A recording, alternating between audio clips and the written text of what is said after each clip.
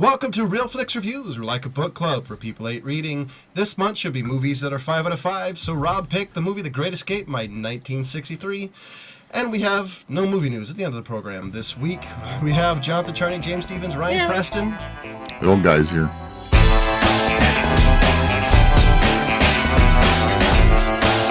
And here's the description of The Great Escape. Wow, you're going to do this? Yep. I decided I'd throw it up a little bit. He's making an executive decision. I know. Didn't even ask anybody. Yep. So are we actually going to let him read it? Probably not. Again, it's the world's worst description for IMDb. This one really takes the cake.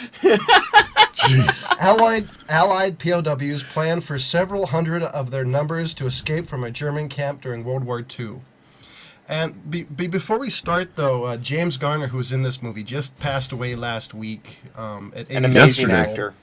Amazing actor. And, you know, we lost a great one. If you don't know who he is, he played the original Brett Maverick back in 50s, early 60s. Also played that character's father in the opposite Mel Gibson. Was also in the Rockford Files. You guys got to know Rockford Files. Yeah, how can you not know that? Yeah. Anybody from sort of, me, James, and John's generation know him is kind of a little more lighthearted, seeing him and stuff like Maverick and whatnot. But next to Steve McQueen, this dude was one of the coolest cats that ever lived. He was.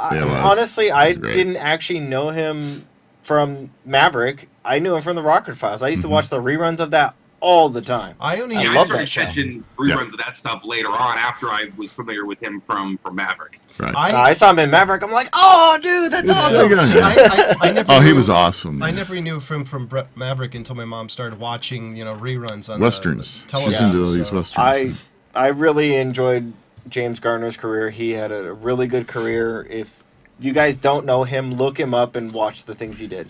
And not knowing the man, but hearing from his friends, he was a true gentleman. He was a really super man. They said something. I heard something that said he was like old school Hollywood. Yeah. Which apparently, it was a hell of a compliment. Well, and he was old school Korean War vet for crying out loud. I mean, this really? dude, I didn't know that. went through some shit. Yeah. Yeah. So anyway, back to the movie. I was watching this movie, and it just kind of, since seeing the movies that they've pumped out recently, like the Expendables, this would be like what inspired a film like the Expendables come out. All these great stars. Yeah. Great action stars. These were like the men of men. Yep. That, as far as movies goes, I mean, you literally have Steve McQueen, James Garner, you got Richard Attenborough, Charles Bronson. Yeah. You got James Coburn. Yeah. Our man Flip. Threw that out. 5 of the coolest guys that ever lived. Absolutely. Yeah. This was the who's who's for movie stars in 19. Oh, no kidding. And not just I've brought up a number of times. Oh, this is the who's who of like 90s character actors or 70s character actors. Like Usual Suspects. Of like A-list celebrities. I know. In one movie. Did you guys catch David McCollum, who was on NCIS? He plays Ducky. He's still out there acting in his 80s. Yeah. Oh man, I caught him. You missed that? I didn't catch that. Oh yeah. He didn't tell me. I had to point it out to Jonathan. Yeah, you're very young, blonde, the very young blonde guy. Yeah. Who wore the glasses. Oh yeah. That's David McCollum. He wore the dark. There's another one that Yeah. jumped out at me, and I can't. Well, he's looking for the name. I gotta say, the first thing that really picked up in this movie is I'm surprised the Nazis were able to get anything done with all the paperwork. Because every scene you got with a commandant, he was signing something. It's the Germans for you. Holy crap! Yeah, they were very serious about their paperwork, They were. and that's actually what caused them a lot of issues during the trials. Hard to argue with their signature on this paperwork, Right? Anyway, one of the things I gotta say is, the premise of this movie is like, really, what could go wrong? You take all your bad eggs and put them in a basket. Yeah. And expect them not to escape. I keep on thinking, blow up the basket. Yeah. Thank you, Quentin Tarantino. For the Nazis, this is a really big Schwarz's Law moment. If anybody doesn't know Schwarz's Law states that everything, that Murphy was an optimist. So this was, something was going to happen. But I also got to say, the little the music in the background is very catchy. The theme song. The theme song. that's what got me to watch this movie in the first place. My grandfather was watching it. He gets all excited when it comes on cable one day, and I was pretty young, and I heard the music walking by the TV, and I'm like, oh shit, is this where that music's from? Because obviously that became part of the pop culture. Oh yeah, absolutely. And I sat down thinking, oh, okay, I'll watch 5 minutes of this, and sat there through 2.5 hours of one of the cooler movies. But I mean, even to whatever, I was 14, 13 watching this movie, held my interest. So that was only a couple for of as years slow ago. as it is, it had just enough of the right moments at the right time. Yeah, it was awesome. I was 10 years old when this movie came out, so I got to see it as a kid, and I've watched this movie at least a dozen times, and it just never gets old. It's kind of funny because that's pretty much how many times I've seen it. Yeah. But the whole time I'm watching this film, I had seen Hogan's Heroes before this, and every time I'm watching, I'm always waiting for Sergeant Schultz to come walking. I know nothing. I know nothing. There was an almost there was a character. There was a Schultz's character in there. Yeah, the guy that lost his wallet. Yeah, he stole his wallet from. But the biggest thing for me in this film that I enjoyed was the banter. Yes. There was a lot of witty banter in between the characters, and the first little bit of banter that you notice it was Charles Bronson talking to it wasn't Garner. I'm trying to think of who he was talking to. It was another character. I think it was James Donald. He's talking to him, and there's lot of little witty banter as he's handing him the jacket and going over to pull that little scheme just to test them constantly. Yeah, well, shoot, that whole opening scene when they all get there and they're all kind of coming from different parts and sort of testing it in their own way, and everybody kind of makes that first blitz. It's like 3 hours after they've been there. Yeah. Not even that. Yeah. Here's the escape attempts. Within it, it was pretending to be a Russian. That was 2 guys. Hiding in a truck. I think that was another 2 guys. Stealing one guy. One guy. No, it was more. There was one guy that looked in the truck. Oh yeah. To see if there was keys. and the other guy was stealing the guard's keys, and there was digging under the fence towards the middle of the movie. Yeah, and there's that one scene that really brings into the realism of the escape attempts when the guy gets caught in the fence and just mowed down. Mm-hmm. Yeah. And I like the sobriety that brought to a lot of the characters. And the actors that pulled that off after being so, happy-go-lucky. Right.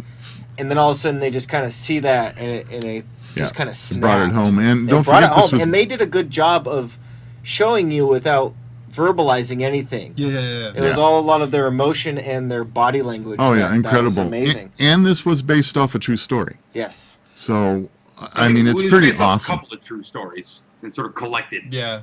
Well, that's hard. Right. I gotta say though, to a non sequitur. For a crazy big Hollywood movie, the word you said, sobering, was pretty good. I mean, that's, hey, buddy.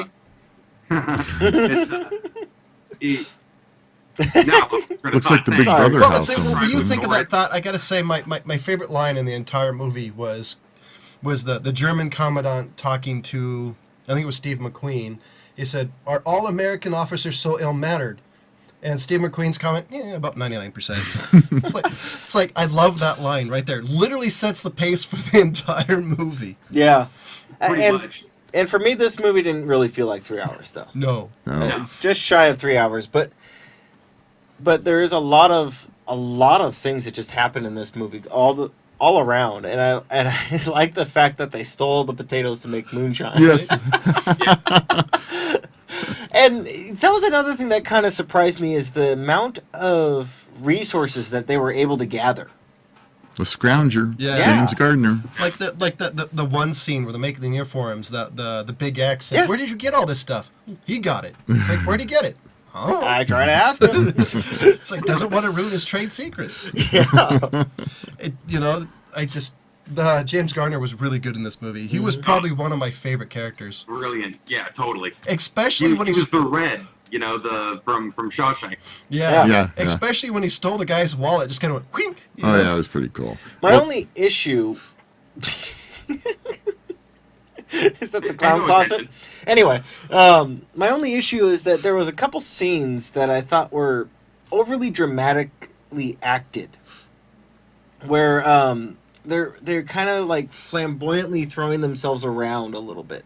And it was kind of in the more dramatic scenes of, where the guy goes blind and finds out that he can't go on there, and he kind of like throws himself up against the wall. And then there was the Irish guy when he gets caught the second time and thrown into the cooler tank, and he comes running in there and flies up against the wall. That to me, it takes away from the movie a little bit. I to me. actually And disagree. I disagree don't like too. that. Well, I completely agree because I think, well, for one, those But moments. that's something you see in the Oh, yeah. in the time Yeah. period. But I think, for one, I think those moments are rare. But the reason I think they're good is you get to see. It kind of showed you the extreme desperation of I think it was an Irish guy who just had to escape. He what he called him, something a wire. He said, he'd been doing it so long, he was just about to run the wire. Oh, okay. Was it the term he used? Yeah, I understand. Which means that they cross the line and get shot. I loved those moments because, for one, they were quick. Yeah, they were a little overdramatic, but I thought they really put the nail on the head of trying to show how hard it is for some guys, or how hard is it in general, and that these guys work really hard to keep their spirits up. But that just may be my thing, is that I think that him throwing his body like that, just, it doesn't seem to me realistically how that character would really act. Yeah, I kind of agree with you, James. A couple of moments seemed a little over dramatic, a little bit long on a couple of parts. I think some of it was a product of the 60s. Yeah, that's what I'm saying. There's a lot of time period for that type of body language and throwing it around. Right. And also really laying on those moments longer than you're used to seeing. But it also, the yin and yang of that is you get to see a lot of the moments that you wouldn't see in a movie nowadays, like just the in-between things, where it would be cut to this or cut to that, or this guy goes through this door, cut to later on, when he's doing something else. It's the story of the guy going through the door and continuing whatever he was doing. I don't know, it makes you seem a little more involved in everything that's going on. I am kind of curious about the whole movie, when they start taking stuff apart. Where did all this extra space come from? Like the scene where they made that utility closet, for the air pump was in there. Did the Nazis just make rooms that didn't exist? Because you started seeing pulling off panels in a giant room behind it. Well, come on. When you're building things to code in Germany, there's like this much space between all the drywall from the interior to the exterior. Okay. German engineering, don't blame me. Excuse me. Yeah. Because I kept seeing that. There was the couple of scenes there. It's like, wow. And then they start pulling boards, and somehow nobody's noticing the building's rocking back and forth. There is that one scene that I thought was really well done, where James Garner's talking to the German guy, and he starts to kind of work him. Pretty much. He's working him, but the Schultz I like the way, the Schultz character. I like the way that they kind of started to relate, like one-on-one, because that's something that a lot of war movies don't actually do. They don't bring the personalized. They don't humanize the Nazis. Yeah, exactly. The humanizing of the Nazis, which was something that happened a lot. That's one of the things we discussed last week about Band of Brothers, where the guy pretty much found out that that guy was a Nazi, not only a Nazi, but he's from America. Right. Yeah, the same. Yeah, You know? it was like His town was his hometown. Yeah, it was right. his hometown. See, and I think the benefit of the cool thing about that scene too, because he was talking about how for the American soldiers, a lot more leeway, and in the army for him, he can't make any mistakes, or else boom, right to the Russian front. I liked how it showed how. A lot of these guys were just trying to cross the T's, dot the I's, because they were really afraid of, the Fuhrer and the people above him just killing him, basically. Yeah, and I do like the fact that even Garner told the other guys, "Hey, we really don't want this to happen to this guy." Yeah. Because he's not a bad guy. Yeah. Really, the Nazis, not all of them were bad people. Oh yeah, totally. And I like the fact that this movie incorporated that. Not a lot of the soldiers weren't. The soldiers. You start getting up into the SS and the Luftwaffe and things like that. Then you're you're dealing with people who knew what. Well, what even was, I don't Yeah, even they're think evil. even the Exactly. I They're think evil. even the whether just commandant. complacent or not. I mean, it's still shit. I think even the commandant in this movie was a pretty good guy. Like, he basically said, "Look, just take it easy. This is a cupcake camp. Just don't do anything stupid. Don't get caught. Well, it'll be good." Not That all, was- shoot, not that was all my the, favorite scene in the movie. not all the commandants that were in charge of the POW camps were, Auschwitz Well, yeah. commanders. I just meant this. Like, that's I why I see liked you. it, because this guy in particular, generally seemed to care, but he knew that he had a line to toe and tried very carefully to keep it for a camp that would keep these guys alive and healthy to the end of the war, versus his obligation to not. Kill them. Yeah. Yeah, well, I mean, I think their idea was pretty much, okay, well, if we keep them, sort of comfortable and not causing any shit, then They'll we behave can all themselves. kind of get through it, Yeah. easily and everything. But Didn't like work. I was saying, it's my favorite scene in the movie is because he was like a English lieutenant. One of the commanders, when he was having the conversation with it, was like, "Look, I mean, it's our story. Oh, yes. Yeah, that was yeah. the, Disrupt you guys at all costs. He was Right. British. He was Cause as a. much shit as we can." I think he was the British commander or He was, whatever of that. yes. Yeah. He was the but guy that was, stayed it was behind. the understanding between the two officers, enemies, that, okay, yeah, it's your job to start some shit, and it's our job to stop you. Right. Yeah. But they both understood their roles, and there was this kind of mutual respect, like, okay, well, you're following orders, I get that, yeah. Yeah. Yeah. But, yeah, I like that part too. Yeah. That was one of my favorite parts. I I- like the way that they spoke pretty much plainly to each other. I thought Yeah. that was really. And it sets up A the good whole scene. movie. It does. So Which, yeah. despite what sorry. you think, is not about an escape. It's about Steve McQueen riding a motorcycle. Right? That part too, and how cool he was. Yeah. Yeah. He's and king then of he cool. jumped over the fence. Oh and, yeah, you know. unreal. And he did all on his own stunts. Yeah. Yeah, he actually even the stunt when he pulls the wire across the road Yeah, to stop the Nazi from to steal his bike. He's the Nazi on the bike. yeah, Yeah. yeah. He did that too. Yeah, pretty I amazing. I want to say though, making They don't make them like 250 that. uniforms, like that. civilian clothes, ID I told ID you my papers, story. making pick, shovel, and Stop food. running him over. That was a lot of stuff to make. Oh yeah, there's a lot of stuff to make. We had Yeah. a sidebar He here. got a lot of free time. Yeah. Yeah, But I have to admit, I mean, I wonder where they got it all. I mean, was there a Nazi somewhere missing his entire uniform, or they had 'cause stores. They stored their stuff somewhere. He was just figured out a way to get in there. Yeah. like Well, like stealing those metal things to make that pickaxe. Sure, exactly. I was sharing with James while you were talking for a minute. I have a little bit of fame with Steve McQueen. So when Ran him down with his car. when my wife and I first got married, this is 1976. We were parked on Wilshire Boulevard in front of the bank. Hold on, what? Sorry, No, I he's just can't listening. wait to hear this story. Oh yeah, okay. So we're waiting in front of the bank, and my wife comes in the car, and I start to pull out, and who's standing right in front of me? Steve McQueen. You hit Steve McQueen. I tapped Steve McQueen. I didn't run him over, but I ran into him. Yeah, You know, and, the and we guy- kind of shared looks, and he kind of went. The guy from Pawn Stars, but he's so jealous, right? He would. So I actually have a moment with Steve McQueen. I had a moment. He Yeah. almost. And he probably remembered it too. Not for doesn't very anymore. long, but That he did for a jerk while. off hit me with his car. Yeah, Well, yeah. he at least went home and told And someone didn't about have the Well, balls to ask for my autograph. No, I didn't even have this. Poor Paula, she felt, oh my God, you almost ran over Steve McQueen. You should. That would have been What terrible. he should have done is bust out a pen and sign your hood. Yeah, that's what he should have done. Steve that. McQueen. Oh, you that know, would have been a good move. Oh well. Totally. So I have history with the guy. That's No, funny. I want to ask. Glad What, the history doesn't go any further than Yes. that. Yeah, I didn't have to attend the funeral for that anyway. so, what were your guys' favorite piece of POW engineering? Because mine still has to be the air pump. It was very clever the way they got the air in. Obviously, that was done very well. I like the Yeah, track that's a system. necessity. Yeah, I kinda noticed- thing. I was looking the at this time. moonshine, Yeah. on the other hand, that's just, again, kind of free time mixed with, it's not necessity being the mother of all invention on this one. It's Boredom. sort of like boredom meets like what would we really want to be doing right now? Well, somebody obviously knew how to make moonshine, and and there were everybody's- potatoes. And a still and everything. Yeah, everybody's the still reaction. was pretty ingenious. Yeah. Yeah, I that- love everybody's reaction, like, smooth.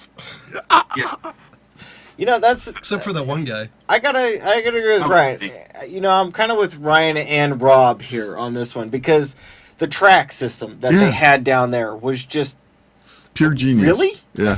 You guys put that in there too. Yeah. And then the moonshine when that scene came up, I'm just like, hey, how did you get the wire and bend it and do all that And that giant with, glass jug. with what? Seriously, Yeah. that's where I came back to is with what? Where'd And you then get it all? as John just pointed out, the big glass jug. How did you manage that? Those were questions you weren't supposed to ask. And that's why I always defer back to Hogan's Hogan's Heroes. Hogan's Heroes, that's right. But at the same time, throughout history, prisoners have been some of the most ingenious Genius, yeah. Absolutely. inventors ever. I would love to see a museum dedicated to the shit they found in prisons. Right. They You know what I mean? have Whether that it at be Folsom. tools or All the I'm not prisons talking have about them, shivs. I'm talking about escaping tools or moonshine or just clever little ways to light your cigarettes. You know? Yeah. So, James, what do you give this movie? I love this movie. There's a lot of, like I said, I mean, the acting, him the and body Han. language, everything is amazing. But for me, there's not that oomph of a 5. And it And you really, gave last week's movie a 5? There's something wrong with you. I just, for I some just- reason, it's just not there, and I can't think of why. There's just Maybe you're one too young. thing missing that just drives it over the edge. So, Ryan? I, on the other hand, can give it a 5, man. Suck it Damn. up, Atta the boy. old guy. It's still cool as shit. And it's not like one of those, these people were only cool in the 60s or only cool in the 50s. You still want to be these guys. You know?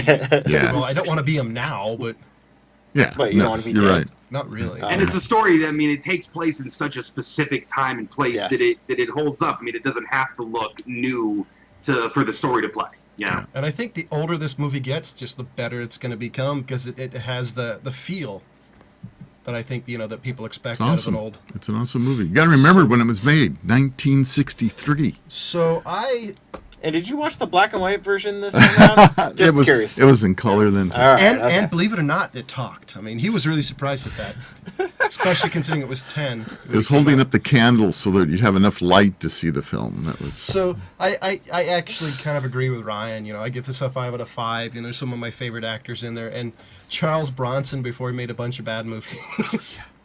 So it has to be a 5 out of 5. And I actually liked his acting in this movie, which kind of took me back going, he was a good actor. The one thing I will say, though, is Coburn, James Coburn, Yes, Oh, I yeah. love that guy. had the worst ever Aussie Australian accent. Yeah, he did. Well, But back then, accents weren't as important as they are now. Well, back then, nobody knew what Yeah. an Australian was actually supposed to sound like. Yeah, Yeah. Imagine being True. a Kiwi. yeah. So, No, it was- old guy. well, I'm obviously going to give this a 5 out of he 5, picked and this is the movie. This is the movie. Yeah, I picked it. So hey, I could Oh, no, be he's wrong gonna give it a too. 2. I'm the other side of me, saying would be no, awesome. No, actually, I'm thinking for a movie of this caliber with these actors all at one time in this year is just you never saw anything like it. It was just awesome. I mean, how cool can you get? Steve McQueen, Charles Bronson, Donald Pleasanton, James Coburn. I mean, you just go on and on and on, and it's just like it's unreal. So I agree. I Yeah, mean, that's yeah. what I'm saying is like the Expendables are trying to do it and they're failing. yeah. Well, the expendable actors a lot of them were not that Bad good. actors to They begin weren't with. Steve McQueen. They weren't Yeah. James Garner. No, Yeah. no. And the difference is, I think during 1963, some of these guys hadn't hit their peak. The Oh, they had Expend- huge careers But- ahead of them. The, yet. the Expendables, their career is Yeah, 10 behind years them. behind Yeah. them. That's a good point too. So, and ladies and gentlemen, I want to let you know that we do have a Facebook page. Tell us what you think. Do you hate us? Do you have a movie you'd like to review or a theme you'd like to pick. And I also Better yet, hit that damn donate button. I need to see some money. The counting side needs to see some money now. Well, but before I was really interrupted, I was going to say, donate some money. Another thing you can do is go to our website and go /Amazon. Go to theogt.tv/Amazon. On that button, on that page, there are buttons, so you can, help Old Guy Tech TV by shopping through Amazon. Everything you buy, we get a couple of cents. And please, buy us some movie tickets and help Old Guy Tech TV stay on the air. Or I hope It you guys doesn't brought cost a pen and anything paper extra with you. when you do that clicking through thing. It just, you're going to purchase whatever you purchase, but we get a little taste. exactly. That's it. Just a couple pennies each. That adds up. And this week we're going to do something different. Instead of movie news, what we're going to do is we're going to catch you up on Band of Brothers. On Band of Band Brothers. of So Brothers. We've been 2 weeks behind, so we're not wanting to do that because it, Too hard to keep we're- track. He's an old guy. I'm an and old guy, his too hard to keep memory track. just sucks. you should watch him try to find his keys. Yeah. So anyway, we're doing Day of Days and Carentan all the same Right. today. So Right. Day of Days, fantastic episode. Oh, yeah, absolutely. We kind of touched on a little bit of that the tactics that they used to take the guns became. Yeah. It even says in Yeah. there that it became. They started teaching that tactic at West Point. How well And it worked. It Yeah. wasn't even created. They No. just did it. It was on the That's fly right. because if you actually watch, Cleaners grabbed a potato masher, Well, what a hap- grenade, and threw it down the So the barrel. So the Germans, they found a way of blocking it. So the Germans decided that they were going to use their howitzers in a 3-gun fashion, and that was Yeah. a new tactic at the It time. was a good tactic Yeah, too. totally. Oh yeah, and our guys figured out how to, you take out one, you're going to be able to take out all 3, and that's what they did, and it was ingenious. And finally, a perfect use for that damn shaky cam. Yeah. And the thing that also, if you are paying attention, pay attention to Spears' character. He's going to come in later in the show. I've watched this thing probably 4 or 5 times already, all the way through.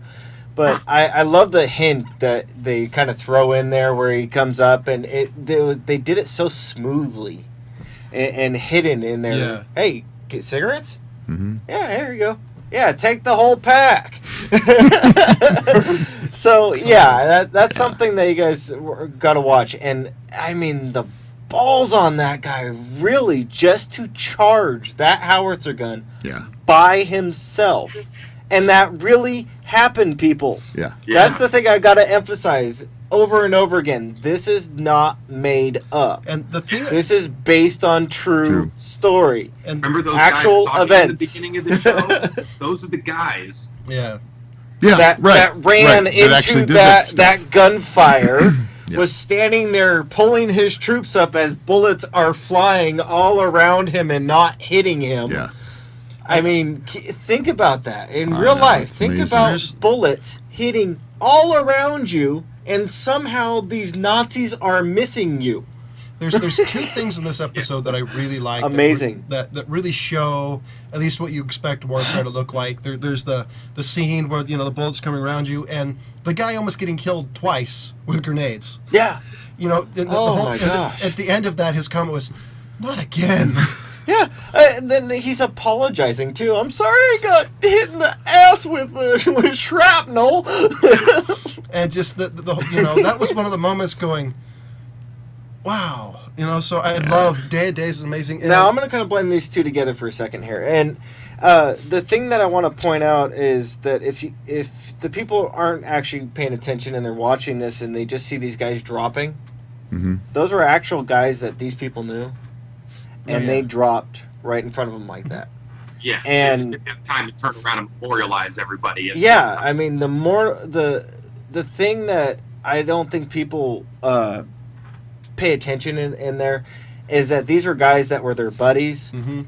and it's like pretty much a lotto draw as to whether the bullet's going to hit you. or oh, not. absolutely, Yeah, And absolutely, yeah. and they did have that one scene in Carentan where the guys comes up and they were one of the few people who actually charged. Yeah. And they get up there and they have the sniper right there and he starts shooting at him and it's Shifty. You guys won't know Shifty's character until later on. They bring him more into play, but he's a really good shot. Shifty's sitting there and he takes out two guys, but the guy that was across the street from him's kind of trying to wave him and say, hey, and then just drops right then and there. I mean, the look on Shifty's face, I think people need to pay attention to. If you haven't watched the episode, look at his face right there. The actor did a fantastic job. And the other scene on at least on Carentan that I thought that really did well was the scene with Lai. Was the whole, they called it shell shock or battle fatigue. Yes, they didn't know what that was. Right. That's PTSD, guys. And that look of just terror, you know. And, he went blind. Yeah. And just imagine that. Hysterical blindness. Yes, they didn't know about that either. No. That's the thing that people probably won't realize is that that's what they're showing you in that actually happened to Blythe, and this is like the first case they ever came across. Yeah, it was unknown at that time. And he never made it. They never really survived either. Yeah. No. Next week's episodes is Replacements, which is episode number 4. Yeah. So make sure you watch that. And next week is we're kind of going over on those 2 episodes, huh? Yeah. Sorry, I wasn't done. Sorry. Well, it's okay. Make sure you stay tuned to the end. This is a 10-episode series as far as Band of Brothers. Make sure you stay towards episode on week 11. We're going to review the entire thing. It'll be kind of a broad brush. And obviously we have a lot to say. Right. I have. And what you have to say today, just repeat next week. Yeah. Okay. There you go. You should see my notes. And next week's a theater pick, so we picked the movie Lucy with Scarlett Johansson and everybody's favorite Morgan Freeman. Then we get to figure out why they picked the name Lucy. Yeah, go check out Along Came a Spider. That's another good Morgan Freeman movie. Yeah. Well, I just... and ladies and gentlemen... Thank you, Ryan. Ladies and gentlemen, Glad you got that. I gave the movie The Great Escape a 5. James gave it a 4. I'm the Russian judge. Yes. Ryan and Rob gave it a 5. And as always, we'll see you next week. See you next week. Goodbye.